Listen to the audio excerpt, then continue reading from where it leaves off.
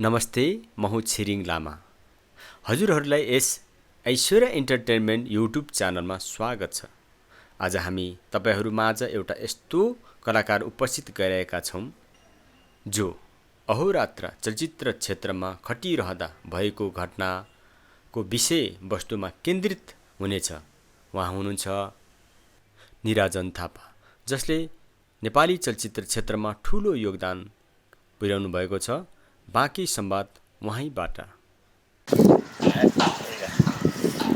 नमस्कार, म निराजन थापा, द्वन्द्व कलाकार सङ्घको कलाकार पनि हुँ र त्यसै गरी म फाइट राइटर पनि हुँ। हाम्रो चाहिँ यो सुटिङको मामलामा जाँदाखेरि यो फिल्मको नाम चाहिँ सिवान्सु, त्यो फिल्मको सुटिङमा जाँदाखेरि चाहिँ मेरो यस्तो एक्सिडेन्ट भयो र मैले चाहिँ अब त्यो सुटिङमा अब खेल्न नपाइकन चाहिँ मेरो अगाडि नै एक्सिडेन्ट भएर चाहिँ अहिले म यो राजन हरिको पनि फाइटर हो। मैले लगभग अहिलेसम्म तपाईँको 2 दर्जनदेखि 3 दर्जनसम्म मैले फिल्म खेलिसकेको छु।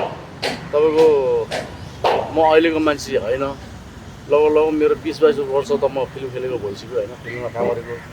अब अहिले आएर यस्तो भयो। अब ठिकै छ, अब फाइट लाइनमा अब हाम्रो अलिकति गाह्रो हुन्छ, समस्या हुन्छ, फाइटमा अलिकति यताउता गर्नुपर्छ। अब मेरो गुरु राजन हरिको त हातखुट्टा भाँच्यो भने म त फाइट त अब भाँचिहाल्छ। अब ठिकै छ, राम्रो हुनको लागि अब केही नराम्रो हुन्छ भनेर भन्थेँ होइन। अब सायद त्यही होला, भगवान्ले नै अब हेर्ला नि बिस्तारै। अब दुःख गरिरहेको छु, यो फिल्मको लागि मैले यत्रो दुःख गरिरहेको छु, अब केही न केही होला। अब हेर्दै जाउँ के हुन्छ, आगामी दिनमा के हुन्छ। ठिक छ, जिन्दगी चलिरहेको छ। अब मैले अब दर्जनौँ भन्दा नि दर्जनै फिल्म खेलिसकेको मान्छे म होइन। अब ठिकै छ, यस्तो कहिलेकाहीँ भइन्छ। त्यही पनि अझै पनि म छु कि मेरोमा दम अझै पनि छ होइन। अब एक त अब म राजन हरिको फाइटर, अब कहिलेकाहीँ अब यस्तो हुन्छ र त्यसैमा मार्फत अब मेरो अब परिवार पनि छ होइन। मेरो छोराहरू छ, मेरो बुढी छ, मेरो बुढीदेखि छ अगाडि। अहिले म ल्याउन तपाईँको माझ ल्याएर राखौँला र मैले अब अरू फिल्महरू पनि गर्दैछु, 2-4वटा फिल्महरू गर्दैछु। अहिले मेरो खुट्टाको प्रब्लमले गर्दा मैले अहिले केही गर्न सकेको छैन। अब 15-20 दिन चाहिँ अलिकति ठिक भइसक्यो।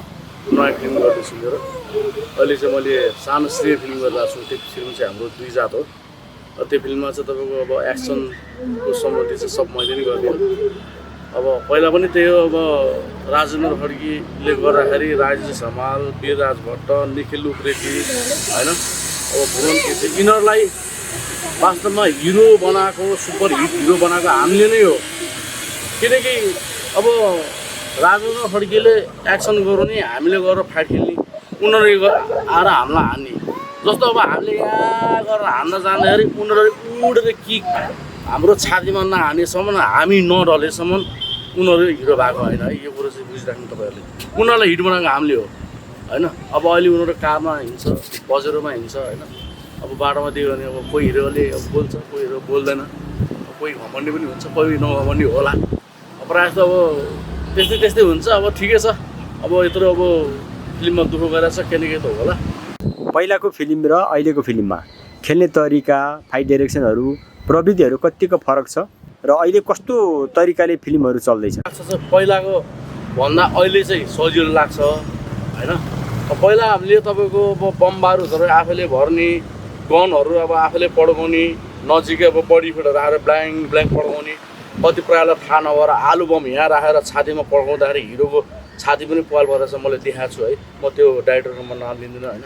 अब यस्तो चिजहरू पनि गएर छ। पहिला धेरै गाह्रो थियो, तर अहिलेकोमा चाहिँ गाह्रो छैन। अहिलेकोमा चाहिँ धेरै सजिलो छ। उनीहरूले कटिङ लिन्छ अनि जे कुरो पनि भिएमएक्स गर्छ कि उनीहरूले तपाईँको युज गर्छ क्या। त्यही भएर चाहिँ उनीहरूले भिएमएक्स युज गरेर भएर चाहिँ उनीहरूको फाइट राम्रो हुन्छ। र त्यसै गरेर तपाईँको अब अहिले फाइट अलिकति चेन्ज पनि भएको छ, किनभने अब यिनीहरूले अब बढी जस्तो साउथ मुभीको हाल्दा हुन्छ क्या फाइटहरू। साउथ मुभी भयो, टोनिजाहरूको भयो, यिनीहरू हाल्दा हुन्छ। ठिकै छ, अब अहिलेको अब निर्माताहरूले, अब अहिलेको हिरोहरूले यस्तै खोज्छ भने म पनि त्यही अनुसारले बनाइन्छ फाइट। त्यही हो, अब के भन्नु। यस्तो हो, अब पुरानो पनि त्यही राम्रै गर्ने हो, अब अहिलेको नयाँले पनि राम्रै गर्ने हो। अलिकति अब कस्तो गर्छ भन्ने कुरा मात्रै हो। त्यो त तपाईँको फाइट डाइरेक्टरले नचल्ने हो नि त, डाइरेक्टरको अनुसारमा चल्ने हो नि त। डाइरेक्टर कसरी गर्नु त्यो अनुसारले उसले गर्ने हो। ठिक छ, अब पहिला हाम्रो पालामा अब सुरुमा तपाईँको राजेश हमाल थियो, त्यसै गरी के अरे तपाईँको हाम्रो के अरे त्यो दाइको नाम चिनुको हिरो शिव श्रेष्ठ ऊ पनि एक्सनमै खतरै मान्छे हो होइन। त्यो पछि आयो अहिले विराज भट्टलाई त मैले अब त्यो राजु राजारामदेखि मैले भेटेको उसलाई होइन। उसले अब राजु राजाराममा सानो एउटा सिन गरेको छ, राम्रो गरेको छ, त्यहाँबाट ऊ आएको हो, अगाडि बढेको हो, राम्रो छ। त्यति बेलाको पालामा विराज भट्ट थियो भने अहिले चाहिँ समीर भट्ट हो कि छोरा चाहिँ ले राम्रो गरेको छ एक्सन, बेस्ट अफ लक, राम्रो छ। के बोल्ने मेरो छिरिङ भाइको मायाले तान्यो, खुसी लाग्यो। नमस्कार, अब म बस्छु है। हजुर के छ निरो भाइ, के कारणले यस्तो भयो?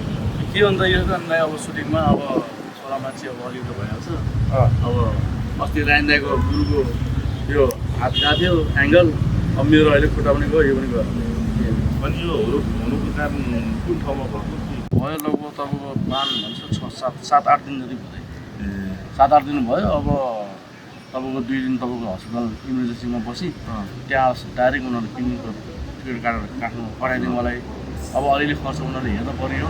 अब अस्ति मैले उता द्वन्द्वसम्म फोन गरेको, उसले के भन्थ्यो भने अब तिमी पहिला आएर 1-2 दिन रेस्ट गरेर अनि मेरोमा ट्याक्सीमा आउँदैन हुन्छ त्यो हुन्छ, त्यसरी आऊ मेरोमा आएर म हेरेर अनि कस्तो के छ तिम्रो अलि उता नेपाल चलचित्र विकास बोर्डमा खबर गरेर अनि तिमीलाई म अलिअलि आउने तिम्रो परेसानी म मिलाइदिन्छु भनेर भनेको थिएँ। अब के होस् अनि त्यहाँ के भन्न त बोलाएको छैन अहिलेसम्ममा? बोलाएको छैन भने म आफै जाने हो दाइ, अब गएको छैन। अब खै के गर्छ, अब यिनीहरूले पहिला पनि अब राजन खड्कीकै सुटिङमा म लफडा भन्ने फिल्मको सुटिङमा जाँदाखेरि गाडी पल्ट्यायो, त्यति बेला नि गएर अब तपाईँको उनीहरूले गर्नु गरे नगरे होइन। अब त्यति बेला नेपाल चलचित्र विकास बोर्डबाट चाहिँ पैसा अलिक ढिलो थियो कि त्यति बेला, अब 1.5 महिना 2 महिना लगाइदियो। अब यो अहिले पनि त्यही त होला नि। ठिकै छ, अब निराजनले अब यो सङ्घमा जानकारी दिइसकेपछि त अब होइन गर्नु त गर्ला होइन, धेरै थोरै भन्ने ऊ हो, गर्नु त गर्छ होला, ढिलो र चाँडो हो। तर सकभर चाहिँ नि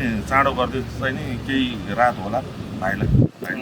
त्यही अब द्वन्द्वसँगबाट त्यस्तो कुरा आयो होइन। अब द्वन्द्वसँगले के गर्ला त हामीलाई? अब मेरो विचारमा चाहिँ नि अब गर्नै पर्छ होइन।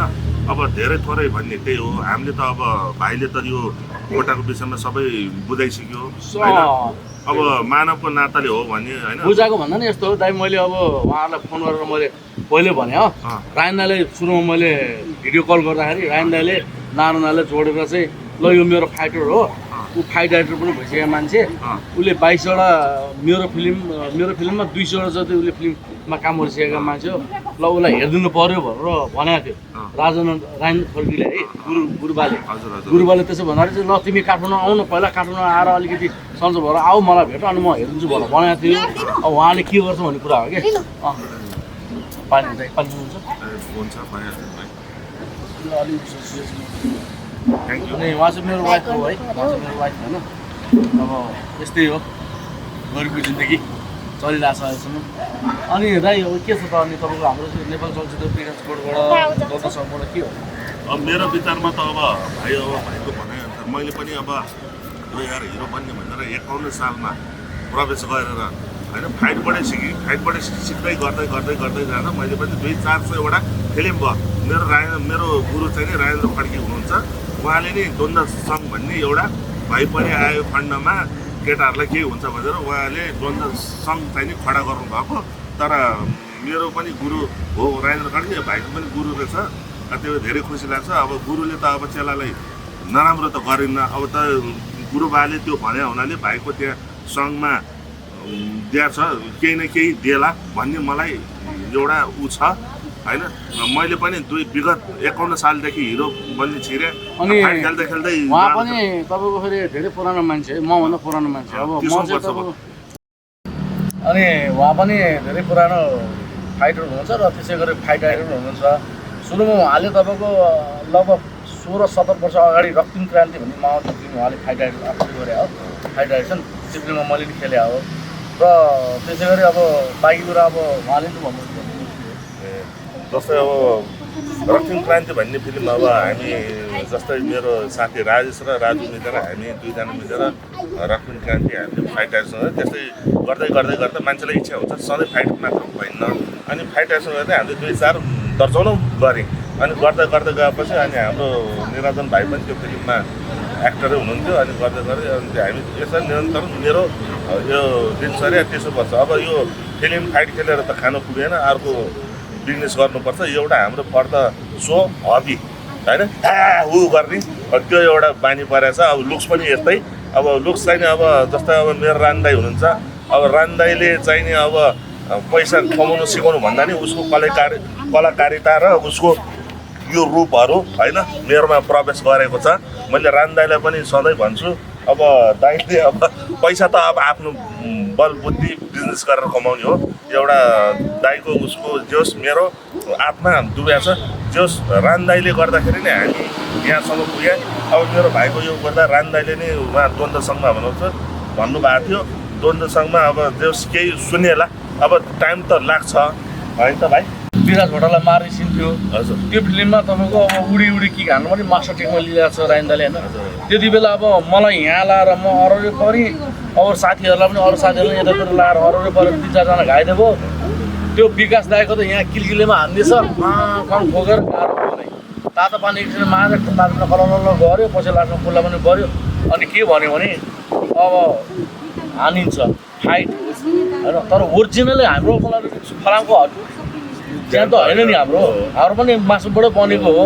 हेरेर गर्न है विराज भन्दाखेरि उसले वास्तव गरेन।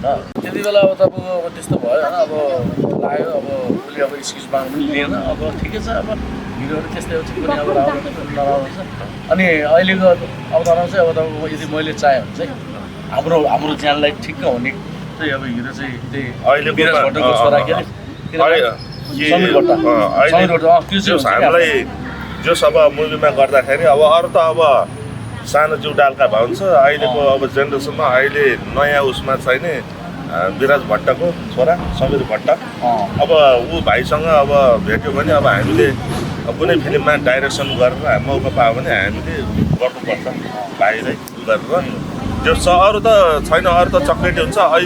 अहिलेको उसमा त फिल्म अब हाम्रो उस टाइमको जस्तो राजदाईको पालोदेखि होइन पुरा जिउडाल ठुलो यहाँ ऊ भएको अहिलेको छैन। अहिले अब चक्लेटी जिउडाल सानो भयो, लभ स्टोरी हो, अहिले त फिल्म पनि बन्दैन।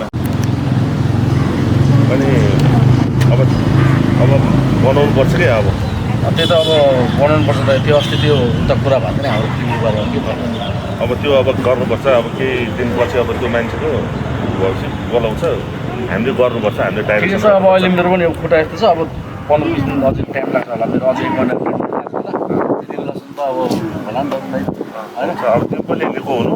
अनि त्यसपछि अब हामीले त्यो फिल्ममा त्यो प्रोजेक्टमा चाहिँ नि अब हामीले दाजुभाइ मिलेर फाइट डाइरेक्सन गर्ने हो होइन। त्यसमा अब राम्रोसित हामीले जमाउनु पर्छ।